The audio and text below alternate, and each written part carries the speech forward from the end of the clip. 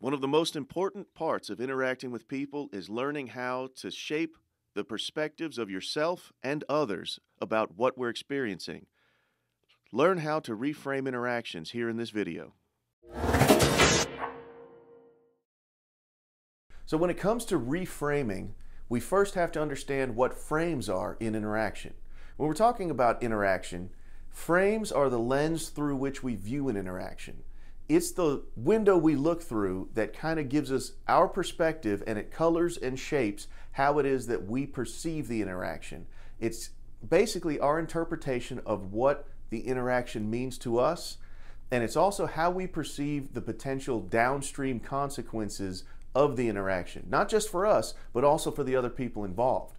So whatever frame we look through is going to change the way that we interact with the other individuals.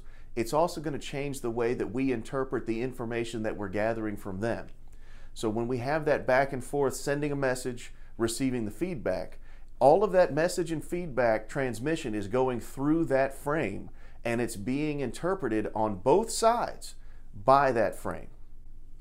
Look at this picture and let's talk about perspective. If you're in this house and you look out the window of one side that's facing the factories and the city and the hustle and bustle, you're going to have one type of a feeling about where you are. But if you go to the other side of the house and look through that other window, you're going to see the trees and you're going to feel differently about where you are. It all depends on the perspective that you choose to take, which frame you choose to look through when you're interacting with people. We've all seen this meme on the internet, and I think it's the perfect example. It perfectly illustrates exactly what it means to reframe your perspective. You see these guys are on the same journey. They're on the same bus. They're going the same direction to the same destination. But one of them is having this fantastic experience of this journey, while the other one, for whatever reason, is choosing to have a negative experience of the journey. It's all based upon your perspective and how you choose to look at the interaction and what it means for you. This example is one that really happened. I actually added this into this course last week because it was so perfect. I had an appointment with somebody and he was a few minutes late. And so he called me up and he said, "I'm sorry, buddy, I'm not going to make it." Now, "I'm sorry, buddy, I'm not going to make it," that causes some downstream consequences because now I'm missing that appointment. The things I was supposed to accomplish during that appointment are not going to take place that day, which means that they're going to have to take up time on another day. So they have significant, actual, real world downstream consequences for me. But then he immediately followed up with, "I'm just kidding, I'm going to be a couple more minutes late." And that was it.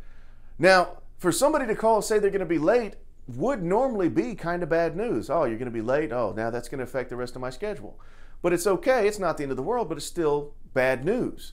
But the way he reframed it for me by starting out with, "I'm not going to make it." Now the frame I'm looking at the world through is the frame of that meeting never takes place. And then he immediately followed it up with, "I'm just kidding. I'm going to be a couple more minutes late." Now that couple more minutes late, that now sounds like good news to me, whereas from my original frame, it would have sounded like bad news. He led with a reframe because he knew he was delivering bad news, but he just knew how to deliver bad news well. So it sounded like good news to my ears. Frames that we have are going to be based upon our roles, our beliefs, and our labels. Now, roles will change from situation to situation, minute to minute, hour to hour, scenario to scenario. Your role is going to change because in some scenarios you're an authority figure on things, but in other scenarios you're learning from people about things. In some scenarios you're in a professional capacity and you're in a role.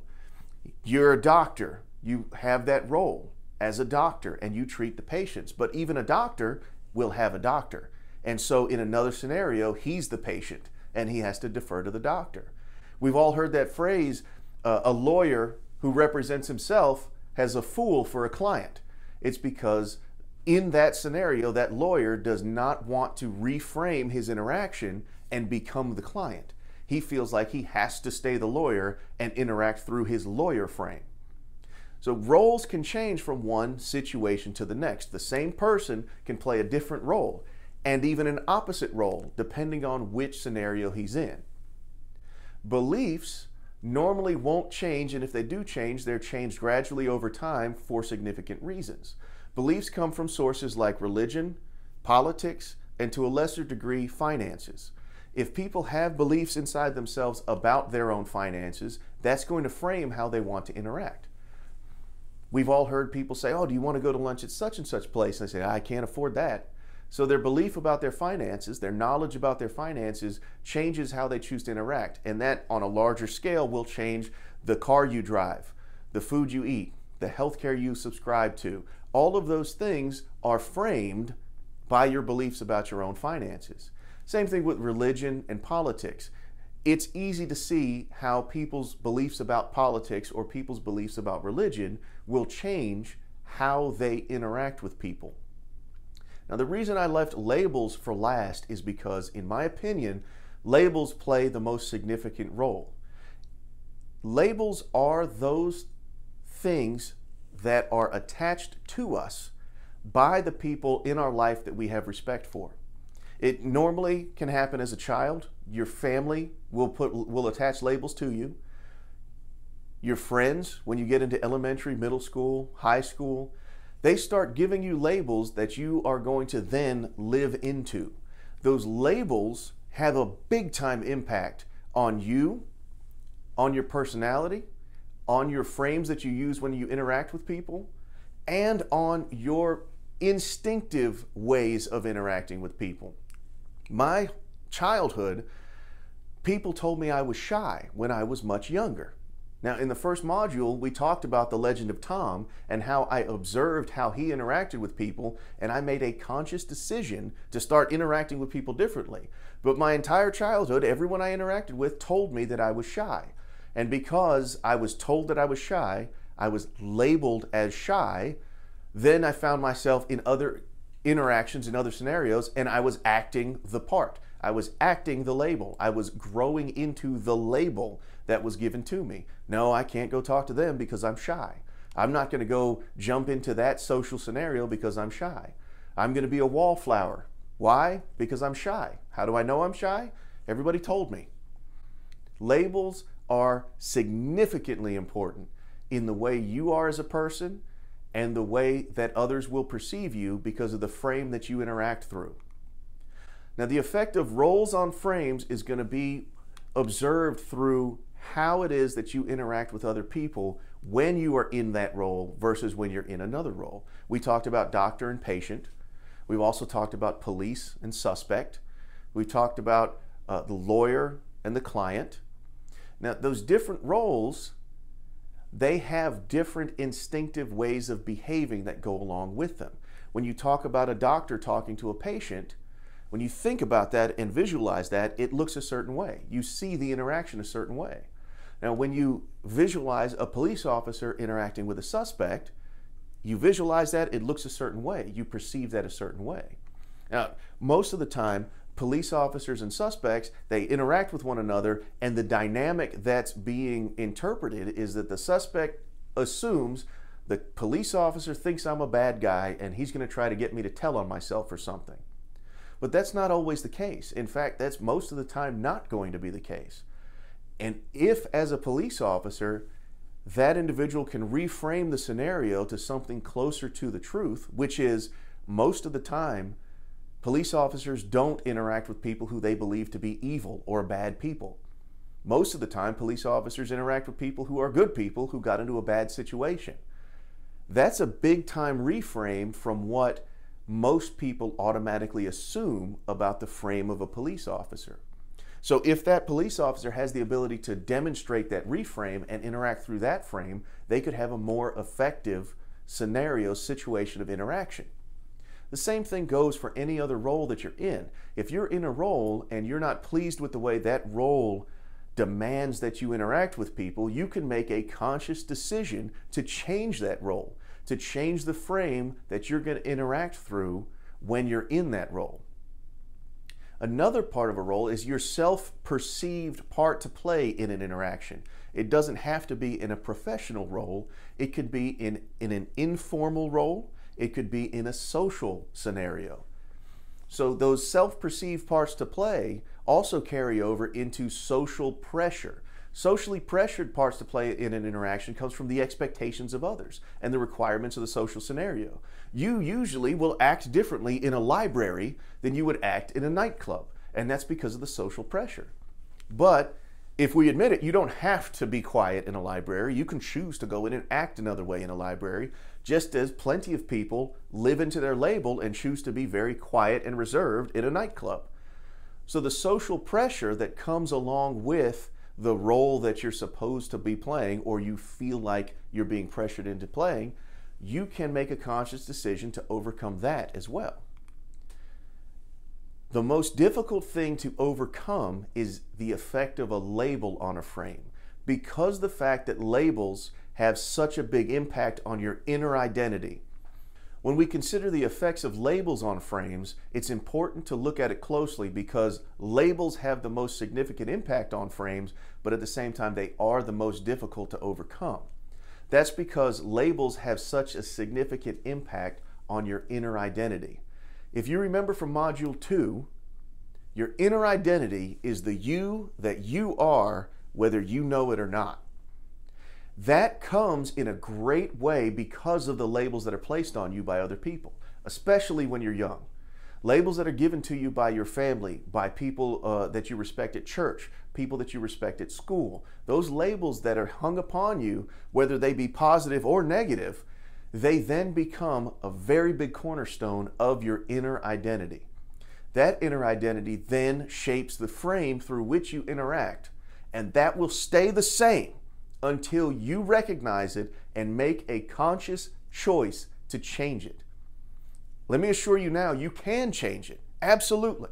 But you have to see it, recognize it, take it as it is, and then choose to change it.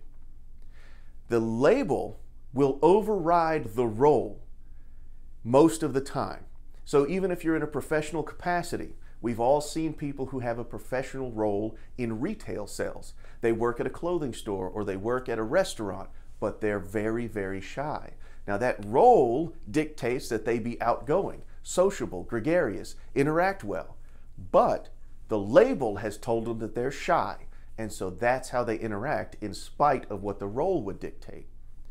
It's imperative that if you're going to succeed at making a big positive change in the way you interact with people, you recognize how important labels are, and you choose to examine the labels that you've been living into, and you choose to change them for the better. The effect of beliefs on frames, beliefs are also very important, but all of these things end up being overridden by the labels. Now we know about beliefs. They come from religious beliefs, political beliefs, and to a lesser degree, beliefs about your finances. Those are things that are very important, but what I want to focus on for the scope of this course is that when it comes to religious, political, or financial beliefs, when we are trying to communicate effectively and engage in positive interactions that are memorable and feel good to the people around us, it is not our place, it's not in the scope of our practice to start interacting with people in ways that we're trying to change their religious beliefs, political beliefs, or the beliefs about their own finances in so much as it changes their frame. We don't want to take it upon ourselves to try to reshape their beliefs simply because we don't necessarily agree with their frame. If there are other reasons that we might want to address those things, make sure that you've established a foundation of trust and rapport first. But when it comes to reframing an interaction, that's not the place where we want to take issue with any type of religious, political, or financial beliefs. What's more important is to acknowledge the labels and the roles and make a conscious choice to reframe our interaction through those frames. Now, roles will come with instinctive framing, but the instinctive framing, again, is going to be changed by the label. Just like the customer-clerk interaction, the instinctive frame there is that when you're the customer, the clerk will try to sell things to you. That's their job. They will facilitate a sale for you. Just like when you're the customer at a restaurant and the server, the waitress, the waiter, they are going to try to take care of you in that manner. It's their job to maybe upsell you an appetizer, maybe upsell you a dessert, maybe bring you the wine list and try to upsell you one of those items. But because that instinctive frame is I'm selling, you're buying, that doesn't mean that you can't make a conscious decision to override that instinctive frame and take an opportunity to present something that you might have that might bring value to their life. I wouldn't say try to sell, but at the same time, you do have the opportunity to present something that you are good at, something that you can present that will bring value to their life. It's kind of the concept of the master prospector. Because if you're an individual who's maybe in sales or in recruiting or in business development, and you have a day that you go through from beginning to end, you interact with lots of different people.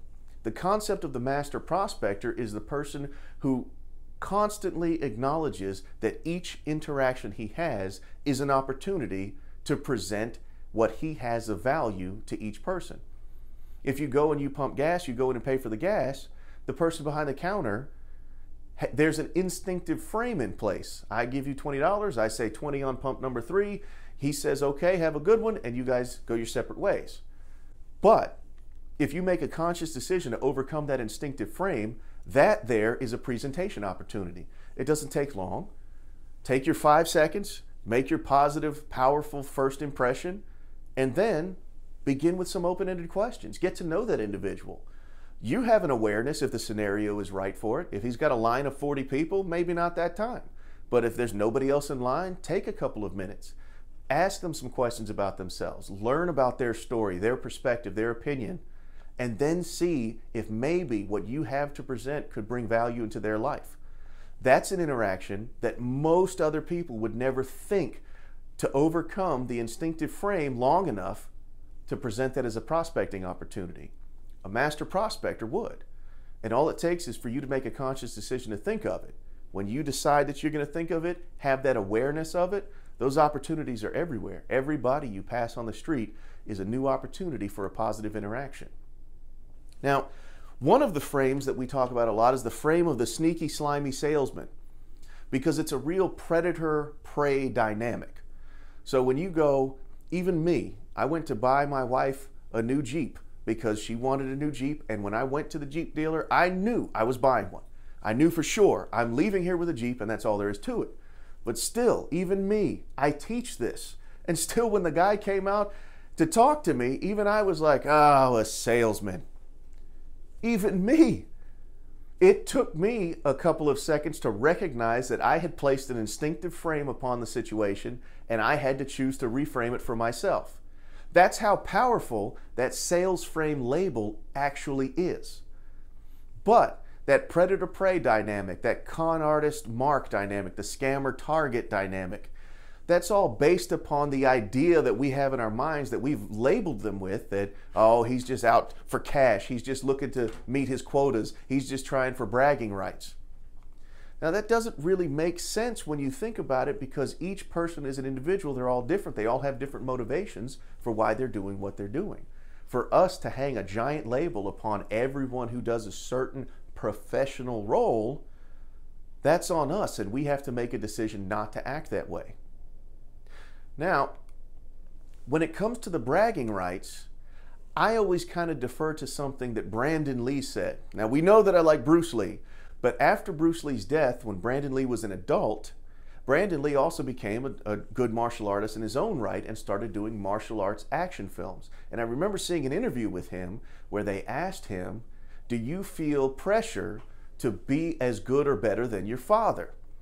And I thought his response was perfect, because they wanted him to respond within their frame, talking about, can Brandon Lee be as good as Bruce Lee? But he reframed it. And he said, do you mean, do I want to achieve the same level of excellence that he did? Of course I would, in any field. That's a brand new frame. He's made it about the level of excellence, and he's assigned it to any field. That has nothing to do with that little bit of gossip they were trying to get out of him about whether or not he could be as good a martial artist as Bruce Lee. That was an excellent reframe that he did, and I apply that to the idea of salesmen are just out for bragging rights. The idea is for you to strive for excellence in any field, just like Brandon Lee said. But you have to decide what excellence is going to look like to you. To me, excellence looks like having positive interactions and leaving everyone with whom I interact with the impression of increase. When they leave a conversation with me, I want them to be happy about themselves. I want them to feel good about themselves. That's what excellence looks like to me. But you have to decide what it's going to look like to you. Towards that end, I want to show you how you don't fight within the frame. If Brandon Lee had fought within the frame that was presented to him, then he would have had to have gone about it the way that that interviewer wanted him to. Let's talk about gossip about whether or not you can be as good as Bruce Lee. But he presented a new frame, and now the interviewer had to fight within his frame. If you're in, for example, sales, but it's outbound sales calls, if you're a telemarketer, somebody picks up the phone and they say, you're a telemarketer. If you were going to fight in their frame, you would have to acknowledge the subtext, telemarketers are bad. And when you acknowledge that subtext, now you have to fight within their frame. Now you're busy trying to convince them that telemarketers aren't bad. But what if you chose to reframe it? And you said, God, I hope I'm not a telemarketer, because then I'd have to hang up on myself because I can't stand them either. Hell, I've never even had a car warranty. That's a new frame. Now you and that other individual are in the same corner together, fighting the good fight against things that drive you crazy. And from that, you have something in common that you can build on. Then you can pivot and ask an open-ended question for them and let them talk to you about their story. Don't fight within the frame that's presented to you if you don't like it. Do a reframe. And if you are a salesperson and you're going to reframe it as a consultant, a guide. You're there to inform and enlighten about services and assistance that's available to the individual you're speaking to. If you're out there and you're selling a product, if you're out there selling a service, if you're out there teaching, it has to be because you truly think that what you have to teach or what you have to sell or what you have to provide as a service will really bring value to that person's life. If you don't, you wouldn't be selling it. And since you do, you should truly and sincerely be presenting it as something that can help them because you believe that it will. Now, the step that everybody misses is that you truly, sincerely have to detach your self-worth from the outcome of the interaction. That sales outcome is not important to who you are as a person. If you go into a scenario, if you go into a business to present an opportunity, if you speak to an individual to present them with something that you provide as a service, if they become angry, they can't be angry at you because you just got there. So it's not you. They're not angry at you, they're angry around you. So internally reframe it. They're not angry at me, they're angry around me. And once you recognize that the new frame says that they're angry around you, now you have an opportunity to present yourself as someone who can help. It seems to me that you're a little frustrated. How can I help? That's important because as an individual who's trying to help another individual, that is a different frame that you've now presented as opposed to that sneaky salesman, predator, prey frame. The way I look at it kind of is as a suit off the rack mentality. If you're selling some type of a service, if you're providing some type of teaching product, if you're providing something to someone as a product that can add value to their life, it's a suit off the rack mentality. Now me, I'm 6'5". I can't buy a suit off the rack and have it just fit me. I have to have a tailor. You as the individual presenting valuable propositions, it's because you are the tailor. The way that they've been going about a certain task is the suit off the rack. The way that you will present to bring value to that tasking, that's you being the tailor, making it better, easier, more comfortable for them. So a simple reframe that I saw in a movie that I think will illustrate this concept pretty well was in the movie Pirates of the Caribbean. Jack Sparrow and the other character are underwater with a boat on top of their head. And one of them says to Jack Sparrow, this is either madness or brilliance. And Jack Sparrow says, it's funny how often those two traits overlap. Now that's a great way to illustrate it all is a matter of perspective. Is this madness? Maybe, depends on how you look at it. Is this brilliant? Yeah, maybe, depends on how you look at it. Another reframe is the idea of relativity. Something is only a big, powerful, important, daunting task if it's placed next to something that's simple and easy. Same thing, something is only a simple and easy task when it's presented next to something that seems daunting and huge. In the movie Boiler Room, Vin Diesel stated to one of his customers, "I'm sorry, I can only sell you 2,000 shares today." And because of that scarcity feeling, that customer said, "Whoa, 2,000, that's way more than I was going to buy." But wait a minute, out of curiosity, how come I can't buy more than 2,000? And he says, "Well, I like to establish a relationship with you on something small before we really swing for the fences." And so 2,000 shares seems small when compared to a larger volume of shares. So 2,000 compared to 100 is humongous, but 2,000 compared to 100,000 is very small. Now, if we go back to our thoughts in Module 2 about our C-type goals, if you set a goal for, I'd like to generate $1 million in revenue before the end of this year, well, that $1 million seems like a humongous, daunting, onerous task. But what if you then reframed it, changed your perspective about it? So you've got 2,080 working hours in a year.